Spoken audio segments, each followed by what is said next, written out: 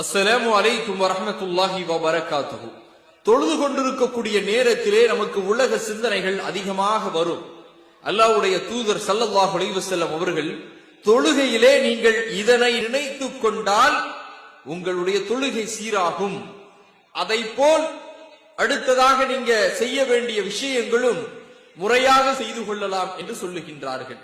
சஹீஹா என்கின்ற நபிமொழி தொகுப்பிலே 2839வது ஹதீஸாக அல்லாஹ்வுடைய தூதர் ஸல்லல்லாஹு அலைஹி வஸல்லம் அவர்கள் அறிவித்த இந்த ஹதீஸை அனஸ் ரலியல்லாஹு அன்ஹு அவர்கள் கூறுகின்றார்கள்.